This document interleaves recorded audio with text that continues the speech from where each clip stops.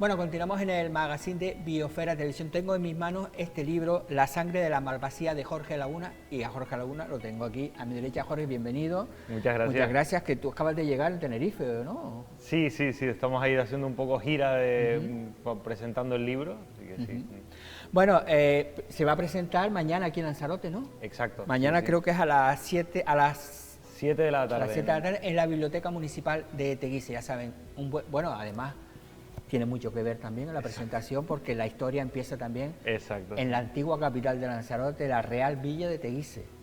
Bueno, antes que nada, claro, para hacer un libro histórico, pues me imagino que también tendrás que haberte empapado de la historia de Teguise, ¿no? A ver, cuéntanos un poco. Sí, bueno, el libro evidentemente es una novela histórica, pero como todas las novelas tiene una parte ficcionada. Yo he tomado sobre todo esa época que me interesaba mucho contar, ese año 1730, que es donde arranca la novela, en la isla, que es lo que algunos cronistas del momento llamaron el año del fin del mundo. Hoy en día, por motivos que ya conocemos, que es la erupción de Timanfaya, pero a mí me interesaba arrancarla justo antes de esa erupción, en un momento en el que no solo Teguise, sino toda la isla de Lanzarote sufre la peor sequía y hambruna de su historia, la epidemia de lepra, y encima esos temblores que empiezan a sucederse constantemente y que son la antesala a lo que posteriormente fue la erupción. Claro, con ese panorama es ahora como, bueno, La Palma que hubo recientemente, pues a lo bruto que fue en Lanzarote, que fueron después 6 años, pero ese inicio, claro, tiene que haber sido un momento para los habitantes de Lanzarote, que además no eran muchos tampoco, la cultura, es decir, tampoco sabían lo que había, no sabían lo que era un terremoto, no sabían lo que era un volcán. Tiene que haber sido un momento también, claro, también reflejar todo eso en la novela, ¿no? Sí, a mí me resultaba muy interesante ver cómo los diferentes estratos sociales de la población entendían estos fenómenos que se producían. La parte religiosa lo entendía en muchos casos como un tema, casi como una maldición por los pecados que habían cometido los habitantes de la isla. Luego está la parte política, que intentan de alguna manera sacar adelante a los habitantes, intentando pedir ayudas a Madrid, pedir ayudas a Cádiz también y al resto de islas de Canarias, sobre todo por el tema de la sequía, ¿no? Ya no solo por los temblores que se están produciendo, sino pues para ayudarles con el ganado. Al final era una sociedad mayoritariamente rural y ganadera, entonces necesitan ayuda pues para poder alimentar a sus familias, y es lo que en la novela al principio yo cuento, que es una isla que se siente muy abandonada por parte del resto de lugares, porque encima los barcos ya casi no quieren recalar para hacer comercio, porque se han ido al resto de islas, porque en Lanzarote cada vez hay menos, salvo la uva malvasía, que es lo que todavía da un poco de respiro a la isla, ¿no?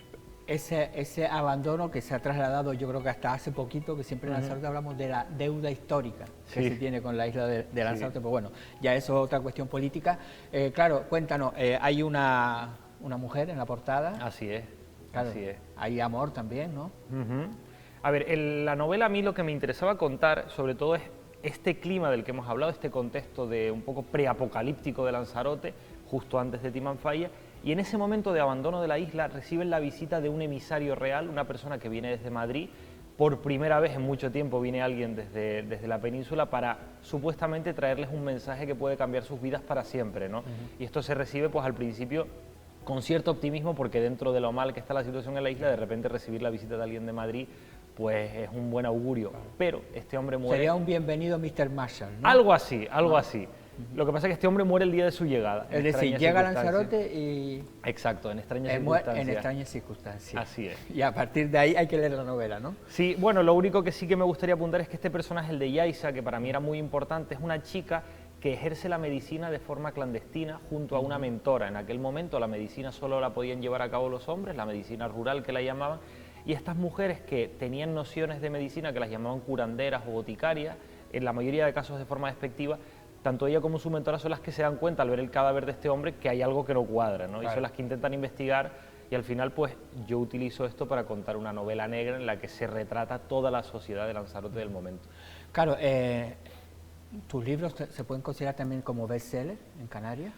Bueno, es una etiqueta de palabras mayores. No. Te lo decía porque a veces no pensamos, ¿no?, que los de los bestsellers, ¿no?, son historias que vemos del gótico en la península, o ahora también de moda, también historias sobre todo, ¿no?, la Edad Media, y pensamos que la historia de Lanzarote, pues, o de Canarias en general, es una historia como menor, ¿no? Pero, es decir, tú has demostrado que la historia bien contada también tenemos nuestra historia, también tenemos nuestra época, ¿no? de 1700, de 1800, ¿no? Así que eso sí, también pensamos como que que los grandes libros de historia tienen que venir de fuera, ¿no? Sí, a mí yo tenía un poco ese pensamiento y cuando empecé a escribir novela, te digo, hacer las otras dos anteriores, me ha pasado lo mismo, que me he dado cuenta de que a la gente fuera de Canarias también le interesan mucho las historias que tenemos aquí. Ayer, por ejemplo, sin ir más lejos, tuve un encuentro con lectores en Península, de digital, y claro, todo el mundo estaba fascinado con los paisajes, con lo que se narra, con las vivencias que se cuentan, con la historia de la piratería que ha habido en Lanzarote, con la historia... Hay algunas que no puedo mucho mencionar del libro, pero que de alguna manera también les atrae ese exotismo que tiene Canarias y que les queda tan lejano, ¿no? O sea que tampoco deberíamos de sentirnos menores porque tenemos historias muy potentes que contar. Solo hay que saber contarlas. Bueno, yo por lo menos lo intento, ¿no? ¿Cómo empezaste tú? Porque tú tienes otros dos libros, que además también está relacionado también con la historia de Canarias, ¿no? Sí. El secreto de la Indiana y La huésped de la Casa Amarilla. Que no es, aquí si hablamos de Lanzarote, no es la Casa Amarilla, es el Cabildo Antiguo de Lanzarote, porque aquí tenemos nuestra Casa Amarilla. Vale. La huésped de la Casa Amarilla, ¿qué Casa Amarilla hablamos? Es una Casa Amarilla muy famosa que está en Tenerife, en el puerto de la Cruz, y es donde se llevó a cabo la primera investigación primatológica de la historia. En 1914 es un estudio con primates. ¿Basado en hechos reales? Está basado en hechos reales, sí. Vale. Que toca la Primera Guerra Mundial, Guerra Civil y Segunda Guerra Mundial, principalmente la presencia del nazismo en la Segunda Guerra Mundial en Canarias, ¿no?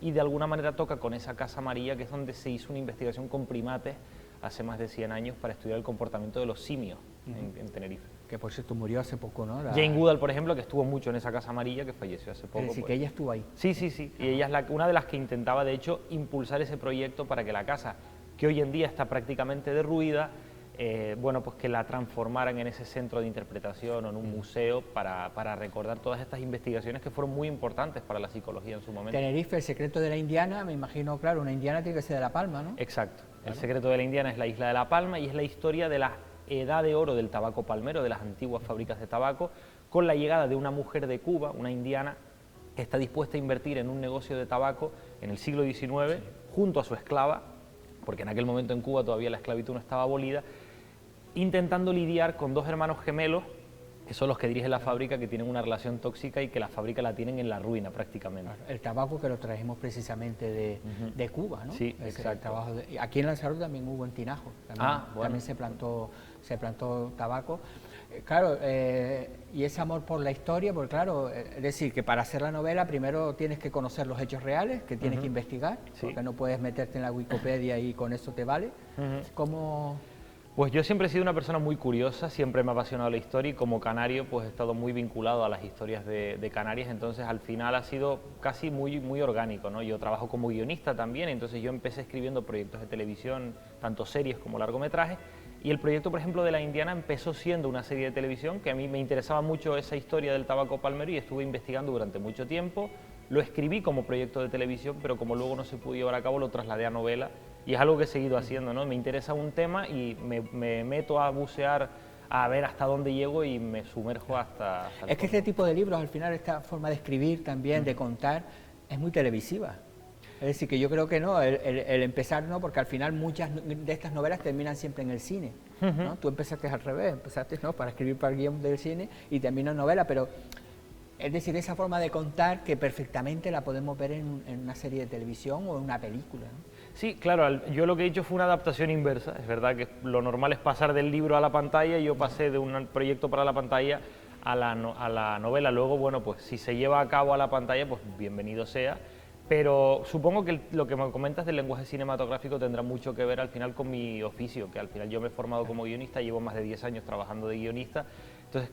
Uno piensa siempre en imágenes, en acciones, en que todo sea muy visual y en que todo puedas palparlo mucho, ¿no? Claro, es que, que al final la historia, claro, tú contar algo de mí, es decir, tú tienes que creértelo, ¿no? Claro. Y te lo crees a través de las palabras, ¿no? De escribir todo ese ambiente, que es lo complicado. Sí, también es verdad que al bucear en la realidad, cuanto más te documentas, más descubres que la realidad muchas veces supera la ficción y que hay personajes y hay tramas muchas veces que vienen prácticamente dadas por la propia historia, ¿no? Porque historias que a lo mejor podrían parecer inverosímiles, resulta que ocurrieron en realidad, ¿no? Que a mí es lo que me ha pasado en las 3 novelas, ¿no? Sí, sí, que a veces, ¿no?, como la realidad supera la ficción, ¿no? Exacto, sí. Pero ¿cómo decir, La Palma, Tenerife, no sé si es que has dicho, ahora voy a... ¿Cómo surgió? ¿De dónde salió esta historia para que tú...? Pues esta historia surge por un personaje que es muy importante en la historia de Lanzarote y de Canarias, y también diría incluso que de América, que es Juan Leal, que fue un antiguo alcalde de lo que era en aquel momento la alcaldía de Lanzarote que había, el Consejo Insular, que yo empecé a investigar la historia de este hombre, me pareció fascinante y eso me llevó a documentarme sobre el contexto en el que él vivió. Ese momento justo antes de Timanfaya, ese siglo XVIII con la sequía y con la hambruna, y a partir de ahí pues la historia pues vas tirando de una ramificación y empiezan a salir otras muchas, que es lo que me ha pasado en las tres historias, ¿no? Que al final ves ese iceberg y después en el fondo hay muchísimo más material del que pensabas al principio. Claro, pero ¿no? El tener que ir, ¿no? Buscando todas esas raíces, ¿no? Sí. A mí me gusta mucho desde luego hacerlo, entonces pues empiezo a curiosear con un tema y eso te acaba llevando a otro y a otros dos y de repente se te abren 4 diferentes y al final acabas teniendo un árbol de posibilidades, ¿no? Porque yo al final cuando empecé a documentar el Lanzarote, te digo, empecé con ese personaje de Juan Leal, del que si quieren leer la novela y a lo mejor no saben tanto de su historia, pues les recomiendo que no busquen demasiado porque tiene gran peso en la novela. Luego, pues eso me llevó a Timanfaya, el antes y el después, la presencia de los franciscanos en la isla, la esclavitud, las haciendas de Malvasía, los negocios del grano, el tema de la ganadería, las grandes maretas que había en Lanzarote en aquel momento, la sequía, las desigualdades sociales. Al final vas tocando muchas ramificaciones, la medicina que se ejercía de forma clandestina por parte de las mujeres y bueno, todo eso lo he intentado retratar en la novela. Claro, no, por eso yo cuando a veces la gente presume, ¿no?, de esa historia, digo, nosotros también tenemos, ¿no? Los canarios tenemos una historia increíble. Yo a veces veo, ¿no?, de cosas que han pasado y yo digo, pero si eso es un libro, ¿no? Sí. Eso es una película, ¿no? De lo que ha sucedido, ¿no? Por ejemplo, las expediciones de los canarios hacia San Antonio de Texas, ¿no? De esa aventura, llegar a Uruguay, tener que ir en caballo, en carros hacia... ¿no? Esa peregrinación de un año por el desierto, claro, hasta llegar a la tierra prometida, la pradera infinita. Es decir, que luego... los canarios tenemos nuestra historia, ¿no? Y yo creo que a veces nosotros hemos sido lo que no la hemos valorado bien, ¿no? Que en tu caso yo creo que eso también sirve para que empezamos a quererlos, ¿no? Sí, además yo creo que Canarias tiene un valor añadido del que muchos territorios no pueden presumir y es que por su condición geográfica Canarias es un territorio tricontinental, estamos entre Europa, África y América y eso ha permitido que la identidad del canario tenga mucho que ver con las migraciones de ida y vuelta.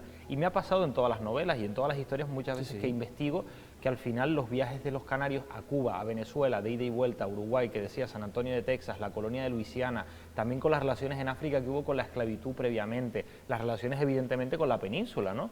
Eso ha permitido que haya una mezcla de culturas, una mezcla de mundos que enriquece muchísimo las historias, ¿no? Y otros territorios creo que no les pasa tanto como si le pasa a Canarias. Es decir, que sabiéndolo combinar, ¿no? Claro. Haciendo ese mejunje, ¿no? Sí, sí, yo creo que hay muchísimas historias, pues te digo, piratería en la Edad Media, la época de los guanches, hay muchísimas historias en las que se puede bucear. Bueno, mañana a las 7 de la tarde en la Biblioteca de Teguise, evidentemente entrada libre, que además, si no han ido nunca a la Biblioteca de Teguise, merece la pena ir.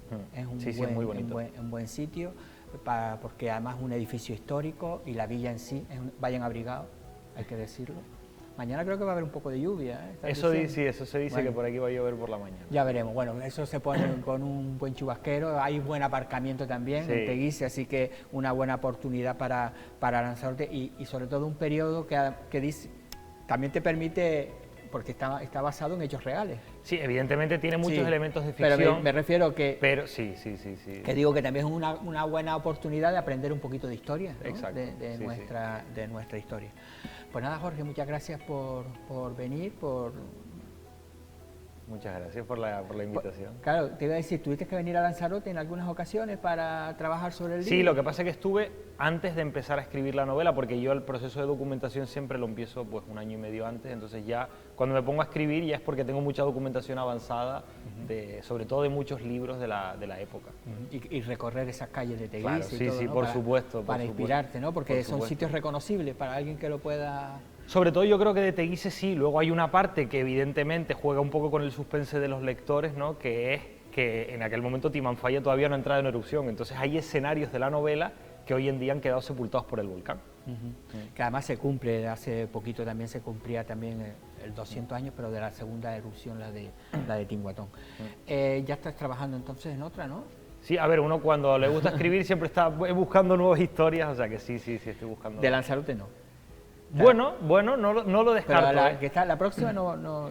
¿Sabes qué pasa? Que todavía estoy en una fase muy incipiente en la que todavía no tengo muy claro los lugares en los que van a transitar los personajes, pero uno de ellos podría ser perfectamente Lanzarote. No te lo descarto. Pero que es Canarias, ¿no? Eso sí, también es Canarias. Vas a seguir por Canarias. Otros lugares también me gustaría tocar, porque al final lo que te decía, que Canarias tiene muchas ramificaciones fuera, pero sí, evidentemente también tiene una presencia de Canarias. Ya está a la venta, ¿no? Esta sí ya está a la venta desde septiembre y ya estamos por la segunda edición. Si lo ponen es muy fácil, La sangre de Malvasía en todas las plataformas. Sí. Todas las plataformas y en las librerías. En las librerías también. En las librerías. Bueno, ya sabes, y estamos ya cerquita de Reyes, que también es una buena oportunidad, pues un regalito. Para pedírselo a los Reyes. Te lo decía que en mi casa en Gran Canaria ya está. Bueno, estupendo. Todavía no ha empezado a leerse, sé que está puesto porque ya hay 2 o 3 colocaditos. Y ya está allí esperando para ser leído. Así que nada, muchas gracias. Muchas gracias. Nosotros una pequeña pausa y continuamos en el magazine.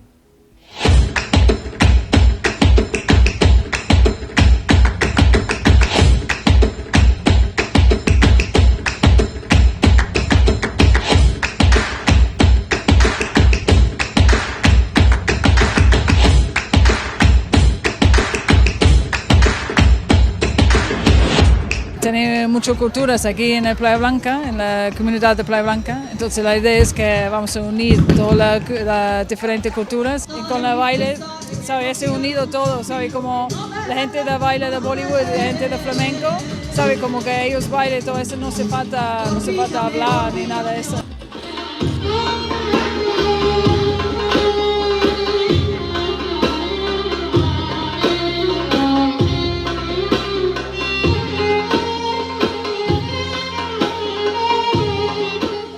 Que la unión de todas las culturas se conozca y qué mejor que con el baile, con la música, que es muy bonito.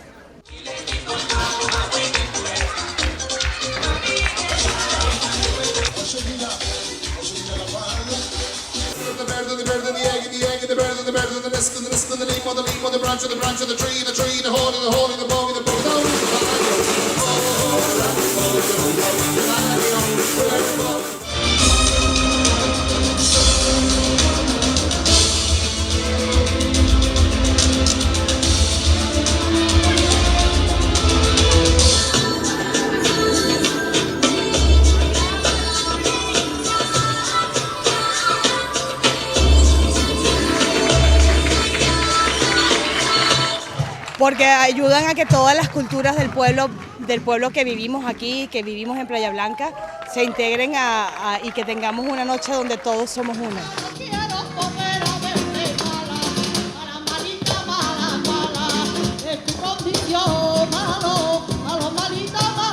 ¡Ole! La señora que está aquí, andando aquí bailando.